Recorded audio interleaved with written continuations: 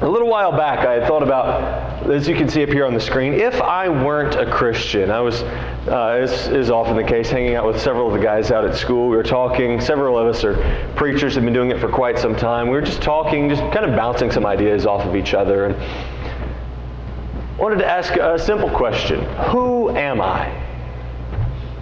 That was the question that was posed to us. Who am I? At the time, we were all of us, I think we were sitting at a Waffle House at the time. It was like 2 a.m, so it was a bit of an existential crisis for us. But we stopped to think about it. Well, we're students. Most of us, we're preachers. We want to be this. We want to follow this career path. We want to follow that career path. But dig a little bit deeper than that. Who am I? If I were to ask many of you that this morning, those you stop and think about that, many of you have had professional careers. You ask Dad, Dad's the pizza man. That's just how he's known, and he should have known that I was going to get up here and say something about that, just because that's part of who I am. But go a little bit deeper than that, just beyond what we are here in this world. Take the pizza man out of Dad. Take the farmer out of Mike. Take the U.S. Department of Agriculture out of Bill for just a moment, and make it a little bit more personal than that. On a deeper level, who am I? Does the word Christian come to mind? Now, sure, there's other roles that we fill. For you may be a husband, a wife, a father, a mother, an employee, all of these different roles that we fill. But somewhere on that list, and I would certainly hope that it's at the top, when you ask that question, who am I? Am I a Christian? But what would I be without that? Is the idea of Christianity, is the idea of a servant of Christ so integral to my being, such a crucial part of my existence, that if you were to take away my Christianity, there would be nothing left? Is Christianity just like I put on this jacket this morning to come to church this morning? Is it just a jacket that we take out of the closet to put on for a little bit, and then we take it off, we leave it there sitting, and then we go on about our day? Or is our Christianity something that is with us all the time? Is our Christianity what the rest of our life is oriented around? Sure, we think about living life around work schedules and all of these different things that go on in life. I'm realizing that more and more the closer that I get to actually having to do a lot of those things. There's so many different things that go on in life. But if you take all of those things away, is your Christianity that foundation? Where would you be if you weren't a Christian? You know, people today talk about a lot of the limits of religion. Faith kind of limits us in a lot of different ways if you stop and think about it. Even going back to the Old Testament, and we talked about it a little bit in class this morning, the Old Testament, there were a variety of limits, faith-based limits. They couldn't eat certain types of meat. The Israelites were not permitted to work on the Sabbath. They had to make all of these offerings. They had to do this. They had to do that. Because of their faith in God, their entire lifestyle was changed. Because of what God had told them to do, they could not work on Saturday. Because of what God told them to do, they could not eat certain types of things. Their faith was an essential part of who they were. They were God's chosen people, the Israelites were. And they allowed that to define them. Of course, we all know that they fell short on a variety of occasions, but that faith, that identity as God's chosen people is what defined them. You think about even in the New Testament, there are many things that we as Christians know we cannot do. We know there are many things that we must do. We must obey God. We must obey those things that He's commanded us to do. We have a command to teach, to evangelize, to spread the good news. That's not something that the rest of the world has to follow. Because of my Christianity, I have that obligation. Is that a central part of my life? But you even think about in the world, there are many different denominations and many different types of faith all have some kinds of restrictions. They limit what their followers can do. You think about the Amish. I sometimes get caught in quote-unquote traffic when I'm on my way out to Centertown on Sunday mornings to fill in. There's a whole bunch of buggies, and I go a little bit faster than the buggies typically, so there's kind of a slowdown. But there's limits within that Amish faith. There's limits within the Muslim faith. You've got to wear certain things, or you can't be involved in certain things, or you've got to pray this many times a day facing this way, all of those different things. Even the Catholic faith, there's certain things that you can and cannot be involved with. You strip it down at any faith-based level, there are certain things you can and can't do. There's regulations, there's kind of the structure as to how you live your life. But if we take away that faith, if we make it personal, bring it back to our Christianity, if we take away that faith, what's holding us back? The question is often asked of the world, well, why can't I do this? Why can't I do that? Why can't I be involved with this? Why can't I do all of these things? Because God just wants me to be happy, right? I'm sure we've all heard that time and time again. God loves me. God just wants me to be happy. God really doesn't care that much about what I do. So this morning, for the next just a little while, we're going to spend a little bit of time thinking about what would happen if we weren't Christians. The first of those, if I wasn't a Christian, I'd have freedom, right? That's what people want in the world today. America, we're all about freedom. We're all about being free to make our own choices. But with Christianity, we become slaves. Turn over, if you would, to Romans chapter 6, verse number 18. Romans chapter 6, verse number 18. The New King James Version, Romans chapter 6, verse 18, it says, "And having been set free from sin," what did we become? "You became slaves of righteousness." The world will look at us today and say, "Christians, you're not free. You're obligated to follow God. You're obligated to go to church on Sunday morning and obligated to go to church on Sunday night and show up for this and do that and all of these different things."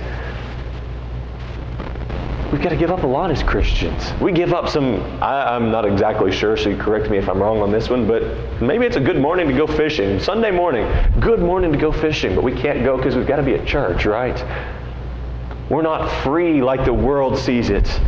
We're not free to take part in sin. We can't go out and drink and party and have a good time on Friday nights after a long, hard work week because of our faith. Our faith kind of limits us in the things that we're able to do, right?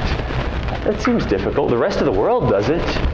The rest of the world is free to make those choices, and here I am, bound by a choice that I've already made. But let's flip that on its head, and let's be free.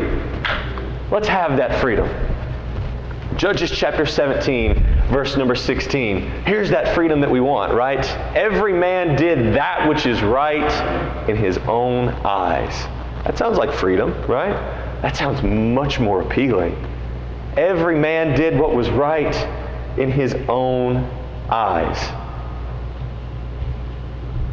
Was the period of the Judges one of Israel's brighter periods in history? Did the Israelites have everything going for them when every man did that which was right in his own eyes? No. Turn over, if you would, to Judges chapter 1 and 2. Chapters 1 and 2. Judges chapters 1 and 2. Judges chapter 2, verse number 11 is where we'll begin. Judges 2, beginning in verse number 11. The Israelites had freedom. Every man was able to do whatever he wanted to do, whatever made him happy. That's what we want to do, right? Let's just be happy. Let's do what makes us happy. Judges chapter 2, beginning in verse number 11. Then the children of Israel did evil in the sight of the Lord and served the Baals. And they forsook the Lord God of their fathers who had brought them out of the land of Egypt. And they followed other gods from among the gods of the people who were all around them. They bowed down to them and they provoked the Lord to anger. They were free to make their choice. They chose to turn their back on God. They had that freedom, and look at what they did. And the anger of the Lord, verse 14 of Judges 2, was hot against Israel. So he delivered them into the hands of plunderers who despoiled them. He sold them into the hands of their enemies all around so that they could no longer stand before their enemies. Wherever they went out, the hand of the Lord was against them for calamity, as the Lord had said, and as the Lord had sworn to them. And they were greatly distressed. The people of Israel were free to make whatever choice they want. And notice how well it ended for them. This cycle that we see time and time again in the entirety of the book of Judges. Nevertheless, the Lord raised up judges who delivered them out of the hands of those that plundered them. But they would not listen to their judges, but played the harlot with other gods and bowed down to them. They turned quickly away, and when the Lord raised up judges for them, the Lord was with the judge and delivered them because the Lord was moved to pity. So they were free to make whatever choices they made. Those choices, they made some regrettable decisions. They regretted the things that they did. They cried out to the Lord, "Lord, save us from this." The Lord, moved with pity for his people, sent a judge who raised them up.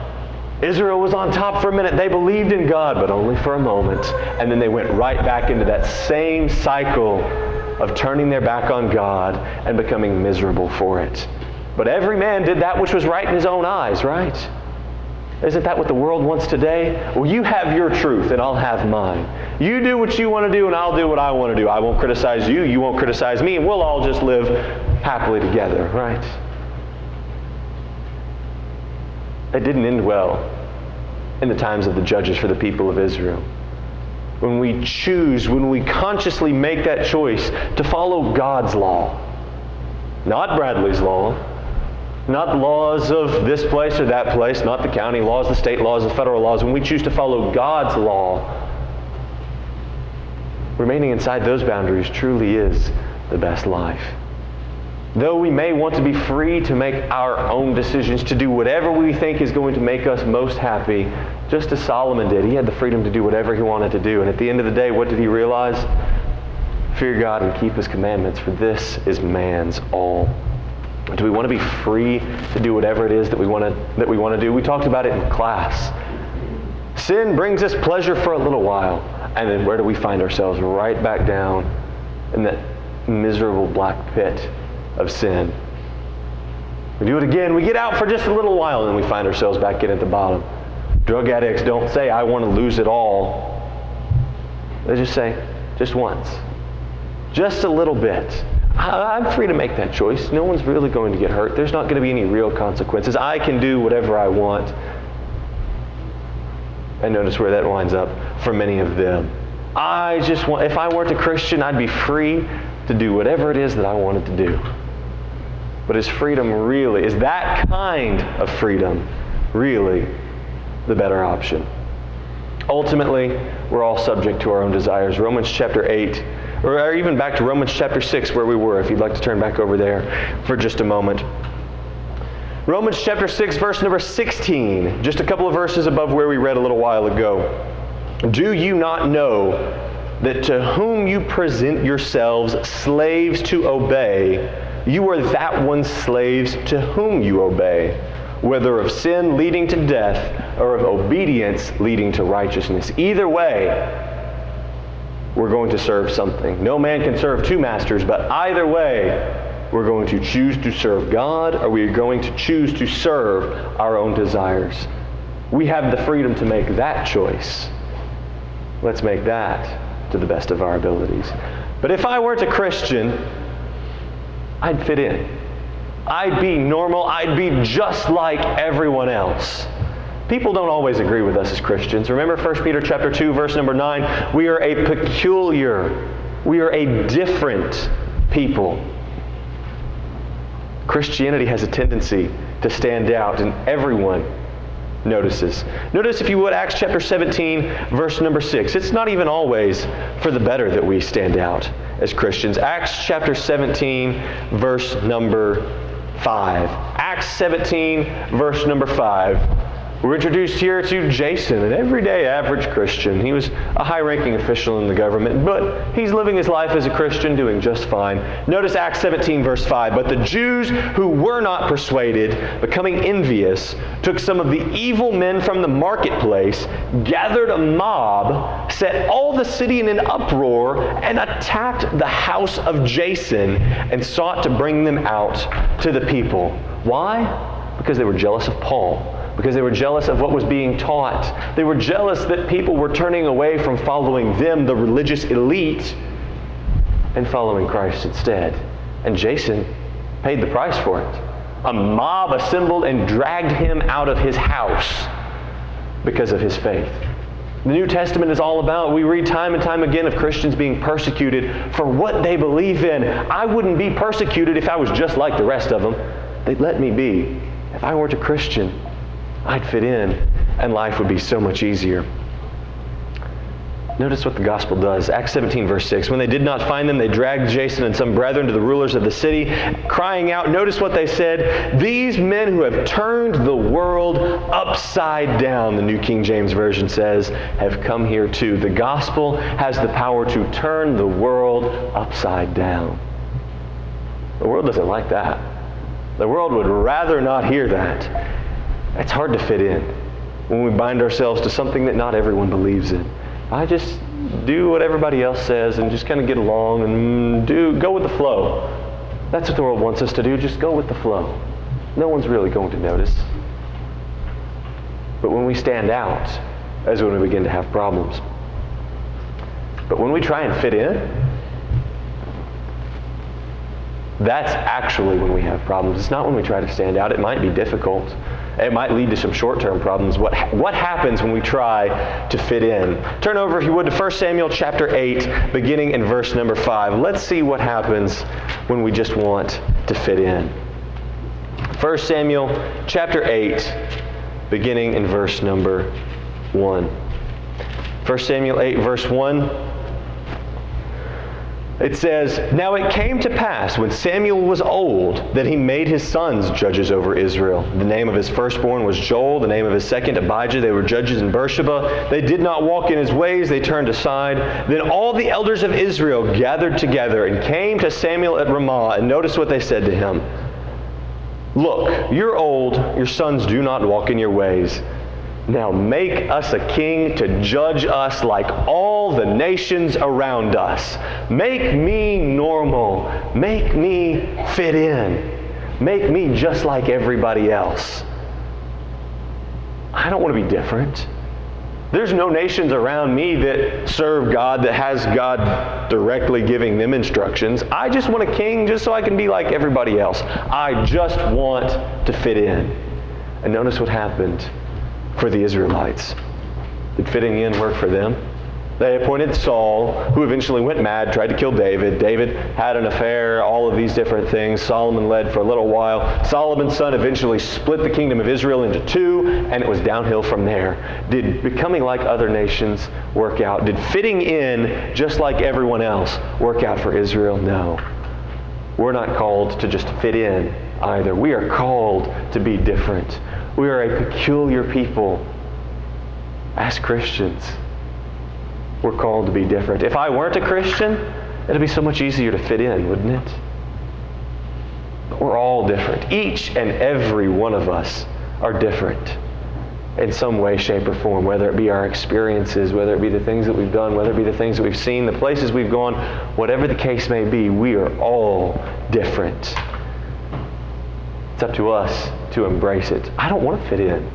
I don't want to fit in with the rest of the world. I don't want to just go with the flow. I want to stand out. "Let your light so shine before men that they may see your good works and glorify your Father who is in heaven." Matthew chapter 5, verse 16. So it might be easier to give us a king to make us like the nations around us. But I'd rather be one of those that turn the world upside down. The last thing I'd have, if I weren't a Christian, I'd have purpose. I'd have something worth living for, right? With Christ, there's certain things that I can't do. What's the point?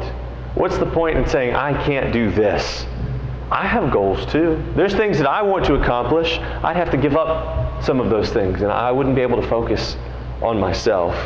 I want to do as the rich man did in Luke chapter 12, verse 19. I want to be able to look back on life and say, "Soul, you've gathered a lot. Eat, drink, and be merry. You've got more than enough for the rest of your life."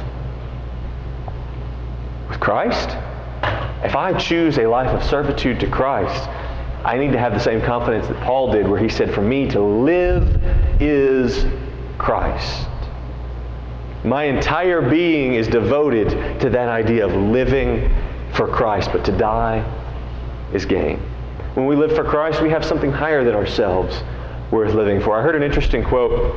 You can see it up here. It says, "If you don't have anything worth dying for, you don't have anything worth living for. With Christianity, I'd have to give a lot up. We read about the fellowship of the first century church there in Acts chapter 4, verses 32 through 35. They had all things in common. Wherever there was a need, somebody would sell something and they'd give it and make sure everyone else was taken care of. With Christianity, I'd have to give a lot up. If I was on my own, I'd be able to accumulate whatever it is that I wanted to do. I could keep it all to myself and I could enjoy it for a long, long time. With Jesus, I'd have to give up. I might even have to give up my life. Greater love hath no man than this, than he lay down his life for a friend. John chapter 15, verse number 13. With Christ, choosing to follow God may cost us a lot. It may seem as though it's going to cost us our life. You think about the Israelites. They've escaped. We've witnessed the 10 plagues. Firsthand, Exodus chapter 14, they've left Egypt. Moses, you've led us out here to die. We're backed up between the Red Sea and the Egyptian army. Either way, we're dead ducks. We've got to be able to give ourselves up and put our faith in God. There's 3 things in life. I preached a sermon on this a while back. I could probably find it. I'm probably a little bit scared to find it, actually.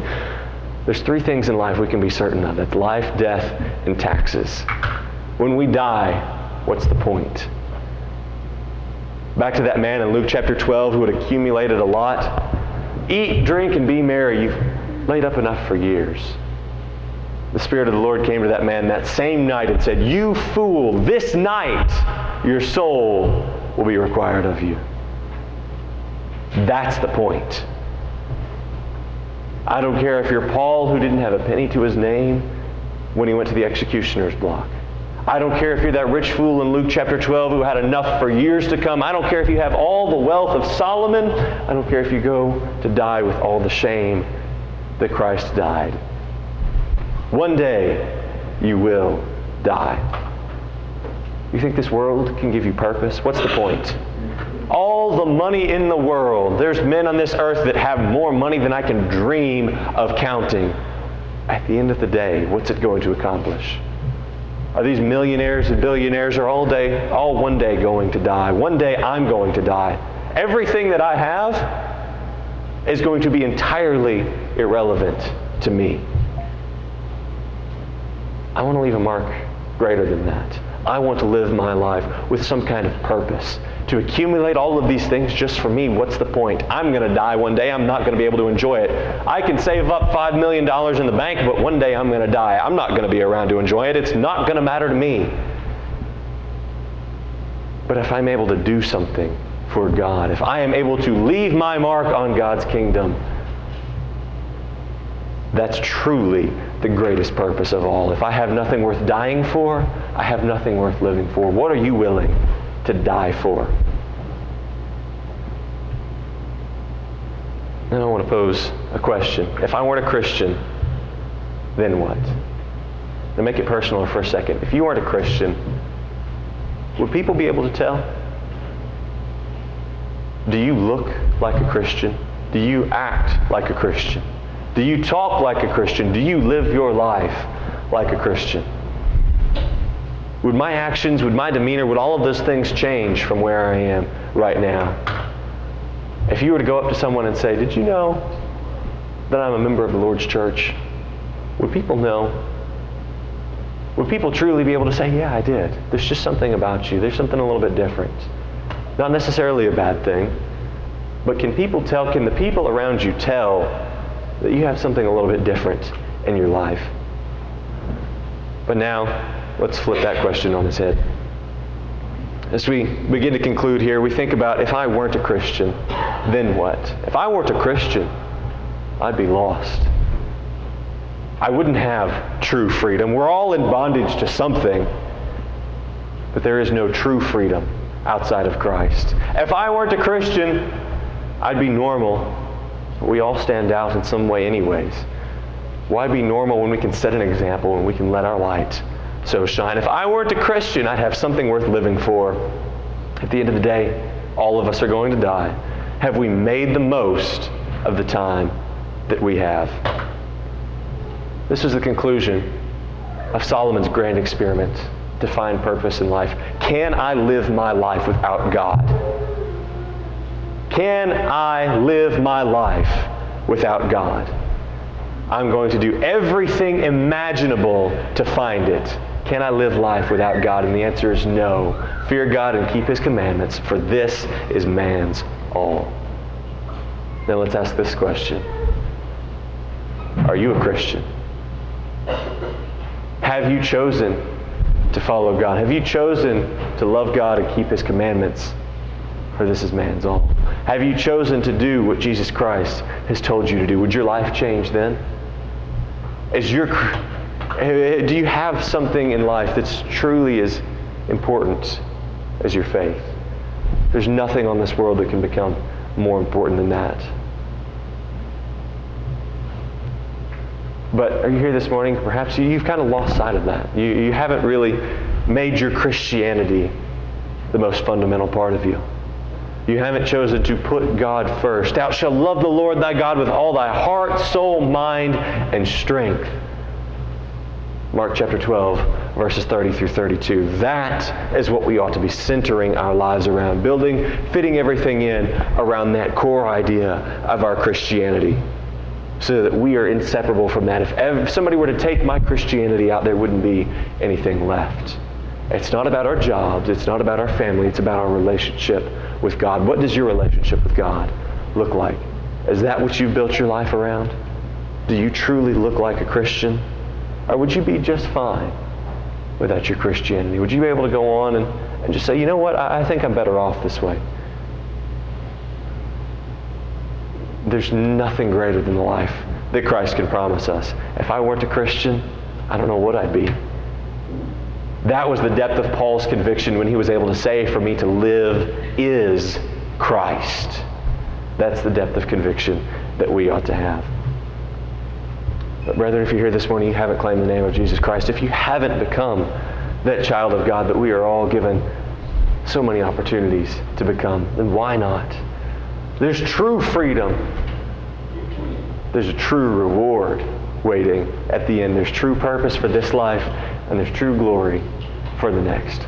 But if you are a Christian and you've lost sight of that, the world has said, you know what I can offer is far better. What I can offer is just a little bit different. I can make you free. I can make you fit in. I can give you true purpose. It's not true anything.